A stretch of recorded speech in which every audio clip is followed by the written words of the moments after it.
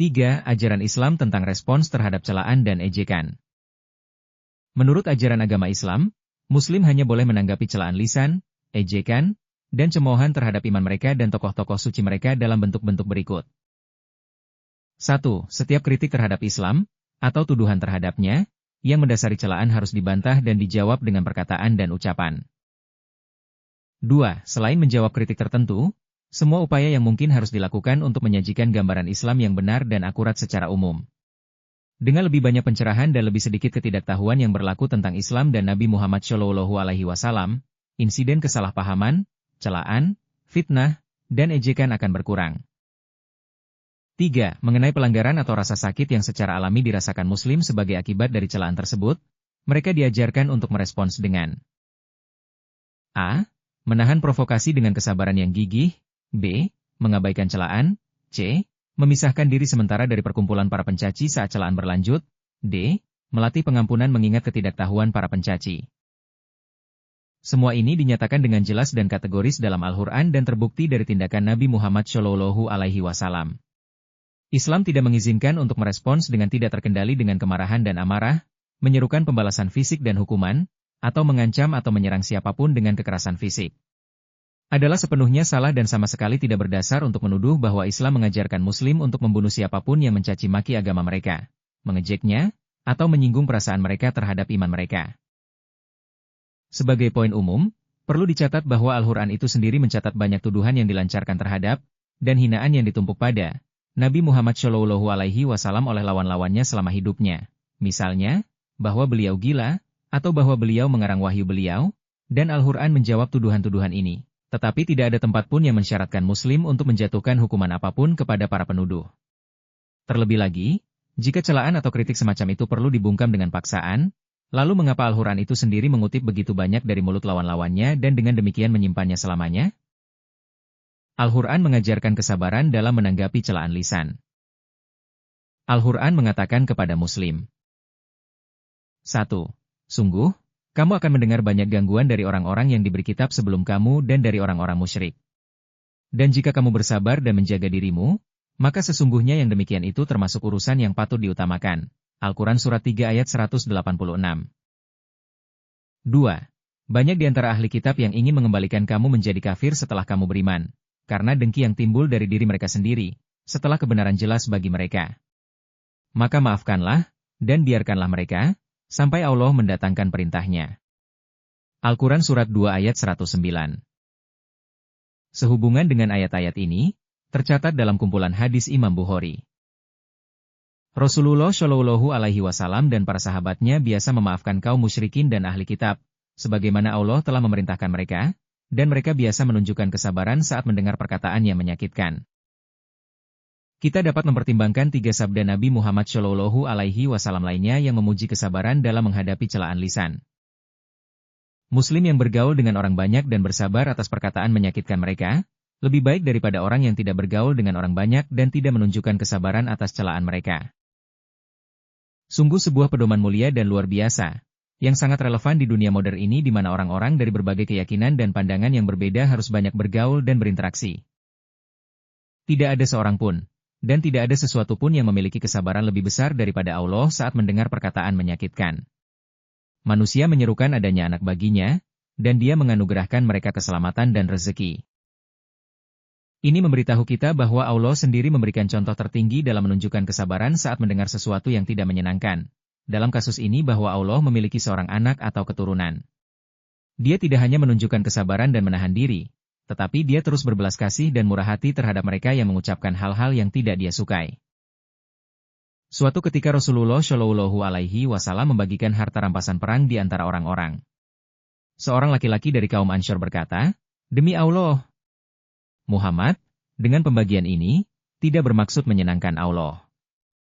Maka aku, perawi hadits ini, datang kepada Rasulullah SAW dan memberitahukan hal itu kepadanya. Kemudian wajah beliau berubah warna karena marah dan beliau berkata, "Semoga Allah melimpahkan rahmatnya kepada Musa, karena beliau telah disakiti lebih dari ini." Namun beliau tetap bersabar. Ayat-ayat Al-Quran lainnya menyampaikan kepada Nabi SAW, Allah berfirman dalam Al-Quran. 1. Maka bersabarlah, wahai Nabi, atas apa yang mereka katakan. Al-Quran Surat 20 ayat 130 dan Surat 50 ayat 39. 2. Dan bersabarlah, wahai Nabi, atas apa yang mereka katakan, dan jauhilah mereka dengan cara yang baik. Al-Quran Surat 73 ayat 10. 3.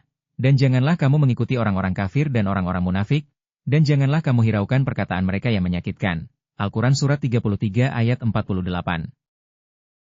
Dalam ayat-ayat ini, umat muslim diajarkan untuk menahan perasaan sakit hati dan marah mereka dengan kesabaran, dan mengabaikan caci maki. Menarik diri dengan sopan dari lingkungan pencaci. Muslim diberitahu. Apabila kamu mendengar ayat-ayat Allah diingkari dan diejek, maka janganlah kamu duduk bersama mereka sehingga mereka berbicara dalam pembicaraan lain. Al-Quran Surat 4 ayat 140. Lihat juga Surat 6 ayat 68.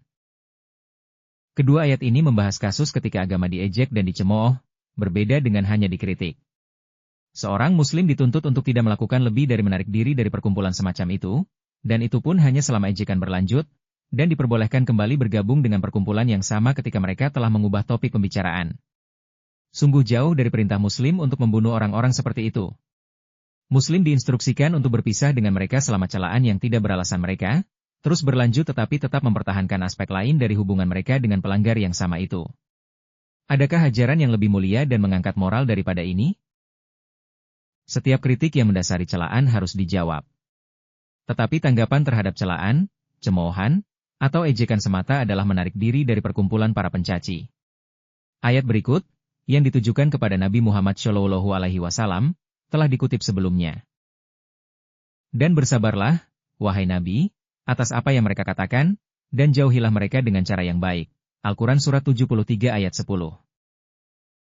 Kata, baik, di sini secara harfiah berarti, indah.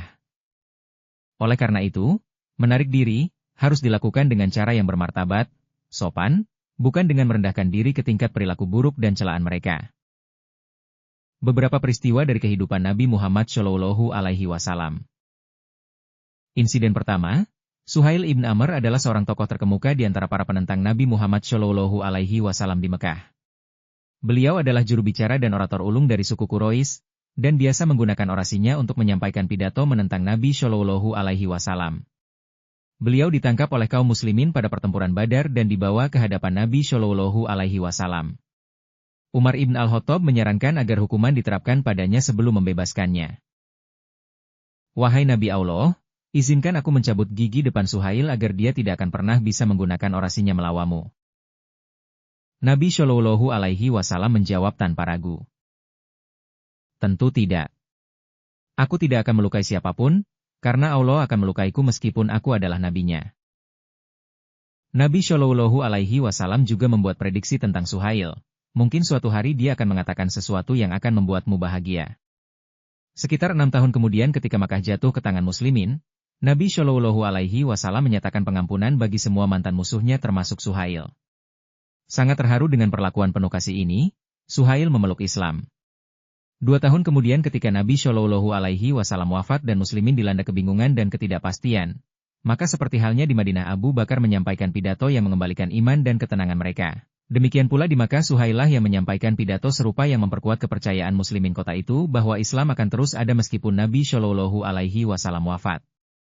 Demikianlah tergenapi nubuat Nabi SAW bahwa orang yang membuat pidato menyerang Islam, suatu hari akan membuat pidato yang akan membawa kegembiraan besar bagi muslimin.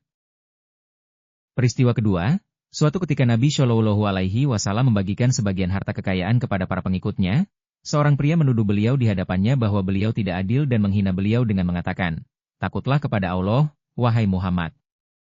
Setelah pria itu pergi, seorang muslim meminta izin Nabi SAW untuk pergi membunuhnya. Nabi SAW menolak untuk mengizinkannya dan bahkan mencoba mencari kebaikan pada pria itu dengan berkata, "Mungkin dia melakukan sholatnya."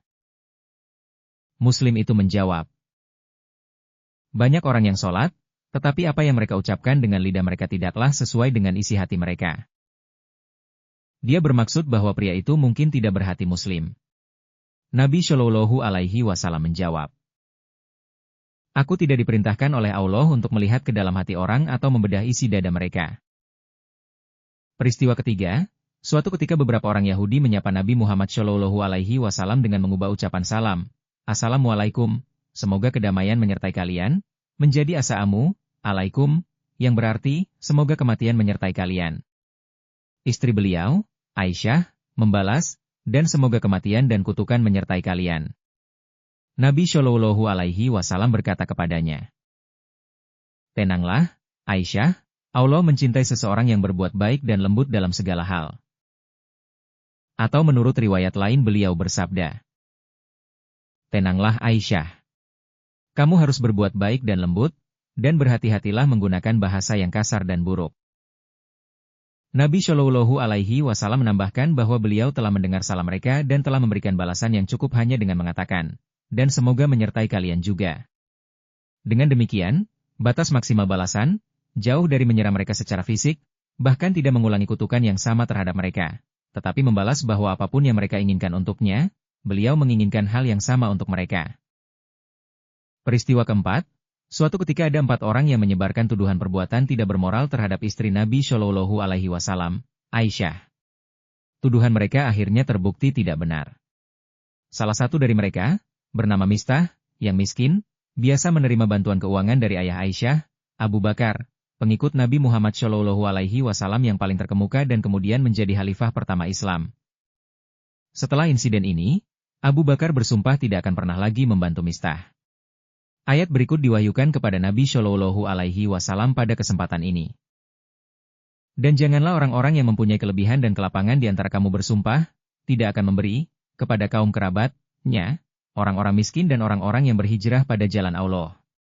Hendaklah mereka memaafkan dan berlapang dada. Tidakkah kamu suka bahwa Allah mengampunimu? Al-Quran Surat 24 ayat 22. Mendengar ini, Abu Bakar mengatakan, sungguh, aku sangat suka bahwa Allah mengampuniku. Beliau kemudian kembali memberikan bantuan kepada Mistah, seperti sebelumnya. Tuduhan ini tidak hanya dilancarkan terhadap seorang wanita muslim biasa, melainkan istri Nabi Shallallahu Alaihi Wasallam, menyerang keluarga suci di pusat agama Islam, yang seharusnya menjadi teladan kesucian bagi semua muslim. Mengingat hal ini, pengampunan yang diajarkan dalam ayat di atas, dan yang dipraktikkan oleh Abu Bakar, muslim terbesar setelah Nabi Shallallahu Alaihi Wasallam, menjadi semakin murah hati dan agung. Dalam peristiwa nomor 1 dan 2 di atas, Nabi Muhammad Shallallahu Alaihi Wasallam melindungi dari bahaya apapun orang-orang yang telah menghina dan mencaci beliau. Dalam peristiwa nomor 2, beliau bahkan tidak mau berprasangka buruk terhadap orang yang memfitnah beliau. Dalam peristiwa nomor 4, beliau menerima wahyu dari Allah yang meminta muslim untuk tidak hanya memaafkan seseorang yang telah memfitnah istrinya dengan tuduhan perbuatan tidak bermoral tetapi juga untuk terus memberikan bantuan keuangan kepadanya. Mentaati ini, Abu Bakar terus membantu secara finansial orang yang telah mencemarkan nama baik putrinya. Orang tidak dapat membayangkan bahwa siapapun, muslim atau non-muslim, yang menghadapi situasi seperti itu, di masa lalu atau sekarang, akan memaafkan penuduh palsu itu, apalagi terus membantunya secara finansial.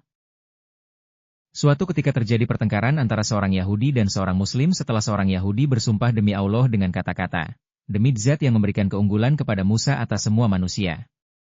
Muslim itu menampar wajahnya dan berkata, kamu berkata, demi Zat yang memberikan keunggulan kepada Musa atas semua manusia, padahal Nabi Muhammad ada di antara kita. Sebuah laporan dari insiden ini berlanjut. Orang Yahudi itu pergi kepada Nabi Shallallahu Alaihi Wasallam dan berkata, wahai Abu Al-Qasim, aku berada di bawah jaminan dan perjanjian keamanan, jadi apa hak si fulan untuk menamparku? Nabi Shallallahu Alaihi Wasallam bertanya kepada yang lain, mengapa kamu menamparnya? Dia menceritakan seluruh kisahnya. Nabi Shallallahu Alaihi Wasallam menjadi marah, hingga kemarahan terlihat di wajahnya, dan berkata, janganlah kamu memberikan keunggulan kepada nabi manapun di antara para nabi Allah. Menurut riwayat lain dari insiden ini, Nabi Shallallahu Alaihi Wasallam bersabda kepada Muslim itu, janganlah kamu memberiku keunggulan atas Musa. Nabi Muhammad Shallallahu Alaihi Wasallam dengan demikian tidak menyetujui Muslim bertengkar dengan para pengikut agama lain untuk mengatakan bahwa beliau lebih unggul dari nabi-nabi mereka. Perlu dicatat di sini bahwa seorang Yahudi menyampaikan keluhannya terhadap seorang Muslim kepada Nabi Shallallahu Alaihi Wasallam, meskipun Muslim itu membela status Nabi Shallallahu Alaihi Wasallam dalam perselisihan ini.